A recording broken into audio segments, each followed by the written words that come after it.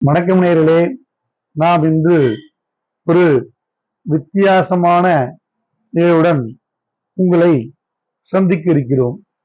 அதாவது இன்றைய தினம் விழுப்புரம் கஸ்தூரி அவர்களாக எழுதி பாடிய பாடல் ஒன்று. அதனை வெறுமனே பாடல் என்று கடந்துவிட முடியாது. எளிமையாகவும் பாமரருக்கும் புரியும்படி அவர்கள் தன்னுடைய இனிமையான குரலால் அதை பாடியும் உள்ளார்கள். அந்த பாடலை உங்கள் முன் சமர்ப்பிப்பதில் பெருமகிழ்ச்சி அடைகிறேன்.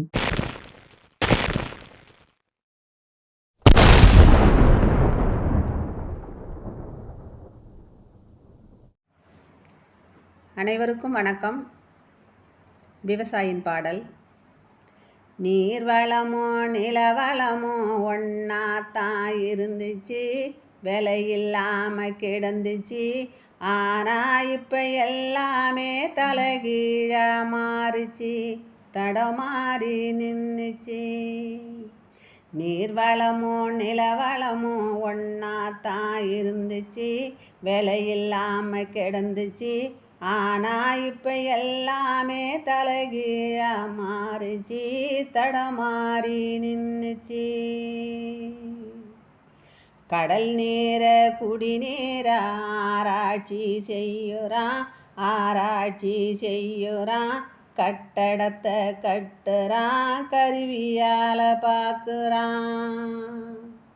காலங்காலம் வாழ்ந்த மண்ணு இப்போ காணாம போகுதே. ஆடு மாடு மேய்ச்சலுக்கு அழகா நிலம் இருந்துச்சு. ஆனா இப்போ அடுக்கு மாடி கட்டிடம் அங்கங்க ஜொலிக்குது. பரம்பரையா விவசாயத்தை பார்த்த மனிதன் அழுவறான். அவன் பாதையில நிற்கிறான். பறவை கூட்டம் தங்கும் காட்ட பாவி மனிதன் அழிக்கிறான். அவன் பணத்தை எங்கே சேர்க்கிறான். இயற்கை உணவை சாப்பிட்ட மனிதன் இன்னும் உயிர் வாழுறான். இயந்திரமா உழைக்கிறான். இப்ப இருக்கும் மனிதரெல்லாம் என்னென்னமோ பண்ணுறான். இயற்கையால மனிதனுக்கு எந்த நோயும் இல்லையே. ஆறறிவை வச்சுக்கிட்டு அவனே தாங்கழிறான்.